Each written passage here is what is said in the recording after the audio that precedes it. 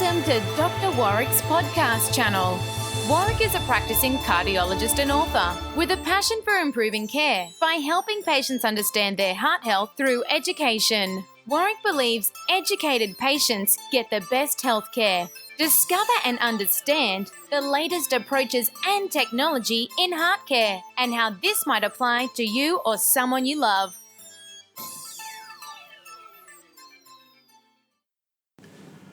Hi, my name's Doctor Warrick Bishop and I'd like to welcome you to my podcast channel. Today I have the absolute privilege of interviewing James Neville from Amcal. He's a senior pharmacist there. In fact, he's been in the pharmaceutical industry for over 20 years with extensive experience providing the highest level of trusted advice for Australians. He's passionate about providing the best possible advice and information to Australians and continuing this mission for many years to come. James, it's an absolute pleasure to have you here today, and welcome and hello. Thanks for having me on, Warwick. It's great to be here. Look, I'm really excited to have you here, and I'm very excited to talk about Amcal's 2018 Heart Health Initiative. Can you tell me a little bit about what initiatives Amcal are following through right at this very moment? So right now what we've got running in the pharmacies is a range of activities. The main one that you've alluded to there is our Healthy Heart campaign. And this is about trying to prompt some action from Australians to get them thinking about their heart health and potentially get them proactively starting to manage some of their risk factors and re-engaging with their GP and other healthcare professionals. Look, I think engagement and encouragement is fundamental in terms of moving people towards better healthcare. I understand that Amcal have been involved in some surveys and it's certainly shown some differences between the sexes. Would you like to tell me a bit about that? Yeah, absolutely right, Warwick. So Amcal's research reveals that Australian men are almost sort of putting their lives at risk by failing to proactively manage their own health. In fact, what the research showed that was over 40% of men said it would take a life-threatening health scare for them to start to take their health seriously and get proactive. Yeah, it's a scary bit of research that, and I have to say that it seems counterintuitive when a lot of the blokes I know will go out of their way to make sure that their outboard motor is well serviced so that if they go out fishing they don't have a calamity or a disaster. Yet when it comes to their own health, there's a real blind spot there. That's exactly right. I mean, it seems to be that we're much more focused on our boats and our cars than we are on our own heart, which is really disturbing. It certainly is. But even beyond the individual, what sort of impact is this having on the families? Because I understand some of your survey questions were around the impact this could have on family members. Yeah, indeed. So many of the younger generation were worried about their fathers and thought that, hey, maybe they won't be around long enough to see their grandkids grow up. And sadly, some of these concerns are warranted, given that 1 in 4 of the millennial generation said that they've lost a parent to heart disease already. Yeah, there is no question this is a condition that impacts not only individuals but the people around them, the people who they love, their friends and the people in their workplace. So, look, if there are men out there who are, if you like, a little bit complacent or realise that they're a little bit guilty of not giving themselves the same attention that they're giving to their car or their boat, what would be the sensible first steps you'd recommend they take? Well, you know what we find with a lot of blokes is that they are reticent to go and see their GP, whether it's a co-payment, whether it's just a hassle of having to make appointments and all that sort of stuff. If you can get your dad or your uncle or your partner to go and see the GP, that's fantastic. That's a great first step. what we've done with the Amcal pharmacies is to try and put a step even before that, if that's an easier step for blokes to take, which is heading in, having a chat to the pharmacist, and they run you through some of the risk factors for heart disease and help you understand your own risk. And what we've found is that initial conversation with the pharmacist can be a really good first step and give the bloke a bit of a nudge towards their GP. So just that little bit more information without having had to make an appointment or anything like that, without having to incur any cost. And then that's enough to kind of motivate them to go off and make that GP appointment. Yeah, no, I understand what you're saying. And in fact, if I can just summarise that, you're saying that there is an opportunity to take an early step, that Amcal have provided a free service that could be accessible out of normal working hours for someone. That's exactly right. Yeah, exactly right, Warwick. A lot of the time, I know with work myself, it's hard to go and see the GP, but you will go if you know there's something serious that you need to discuss. And so this helps people to understand what it is they might need to discuss with their GP and give them that bit of a shove in the right direction. Yeah, no, I think, all journeys are a number of steps, and the first requirement is to take even a small step in the right direction. So I think this is a great initiative. And in fact, to some degree, it really leads us to a question about integrating care for an individual within the community, and how there's this great opportunity that Amcal are trying to work in conjunction with general practitioners to raise awareness of heart risk with patients and holistically provide the best outcome for those individuals. Would you like to speak to that?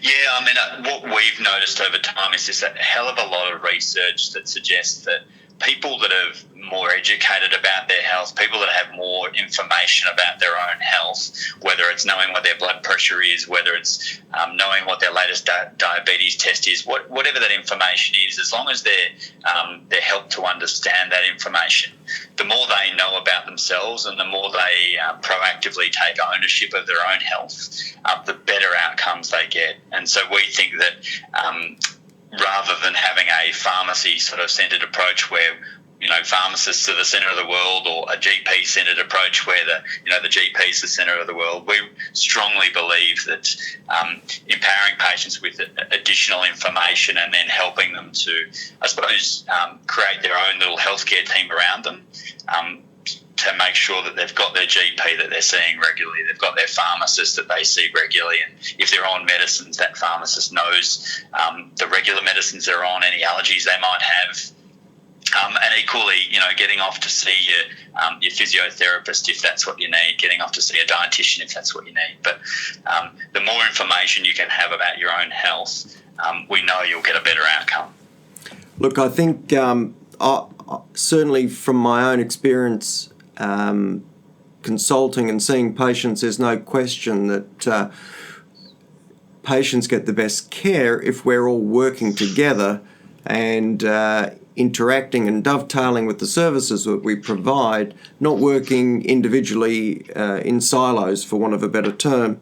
So this professional working network supporting the patient to get the best outcomes, and it's fantastic that Amcal are starting a process in that preventative space for heart disease. Indeed. Sorry, Warwick. No, go on. I was just going to say one of the key things about the current heart health campaign is that whilst there are some things that we can talk about in pharmacy and things like blood pressure we can happily measure in pharmacy, there are other things that are best measured at your GP surgery. And so part of the materials that you receive when you go to the pharmacy include elements that the GP needs to fill out. And so we're encouraging patients to take those materials and then go off to their GP. So it really is making that patient, I suppose, understand a little bit more easily how it is that they should take the next steps. And then when they get to the GP, they're not getting a sort of a half message, that the GP can clearly see what the patient's already had done and what they still need. Yeah, look, I'll touch on that momentarily because I I was delighted to be involved in some of those discussions actually with yourself and the team putting this intervention together, and the opportunity to use a validated risk tool, which is the Australian Cardiovascular Risk Calculator, and begin that process to invite that patient to then follow up with the GP to complete that process strikes me as a very positive step in terms of using an appropriate tool and using both coalface and GP input to deliver the best assessment for that individual patient. That's absolutely right. And it's important that any of this sort of health information, as people are given it, that they're helped to understand it. So it would be unfortunate if somebody got a result that then caused worry for them, that they misinterpreted. But I think the fact that some of these basic things are being sort of offered in the community pharmacy setting, where there's a health professional and the pharmacist there to help them understand, and then other results that the GP is obviously measuring in the GP setting are able to be interpreted by the GP. I think that's really important, that people are given that information, but then also help to understand it as well. Look, I'm just going to invite you to offer any extra bits and pieces. I did have on my list of questions some of the common myths surrounding heart health. I don't know if you want to touch on that, or if there was anything specific you wanted to mention before we look to wrap up. Look, Warwick, I think for me there's a lot of people out there that have all sorts of myths about heart disease and cardiovascular disease. I think the big message for me, for your listeners, would be to, if they're worried about a loved one, whether it's their dad, their brother, their uncle, their cousin, make sure you have a bit of a chat to them.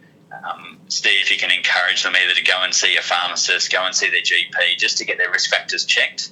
We all know that things like being a little bit overweight, being a smoker, having a family history of heart disease are things that can put you at higher risk. And so being proactive and just giving your loved ones a bit of a nudge in the right direction is your best course of action. Yeah, look, I think that's really valuable. I guess, in summary, what we've covered today is that Amcal have an initiative to improve awareness for cardiovascular risk. That's running right now, but I understand it'll continue throughout the year. Is that right or not?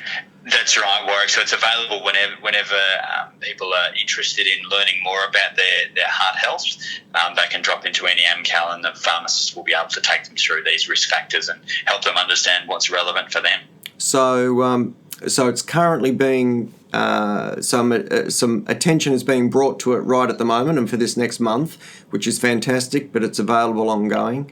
That opportunity means that men who we've defined through your survey work are a little bit complacent about looking after themselves in that space. That means men who have issues with timing or just getting to the doctor may be able to find an out-of-hours solution to start that process through the pharmacy.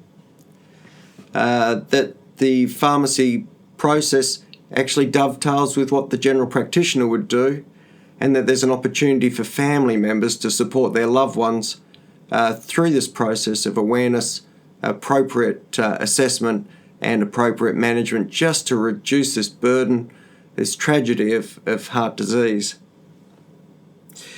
James, I'm going to wrap it up there. I'm really grateful for your time this morning.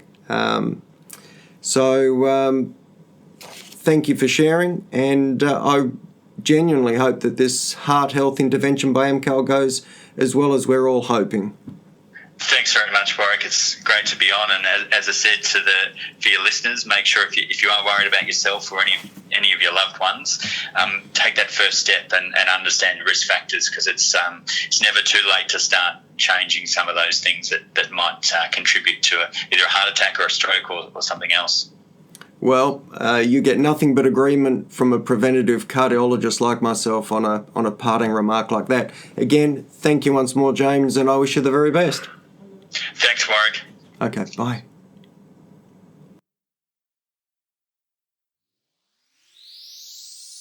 You have been listening to another podcast from Dr. Warrick. Visit his website at drwarwickbishop.com for the latest news on heart disease. If you love this podcast, feel free to leave us a review.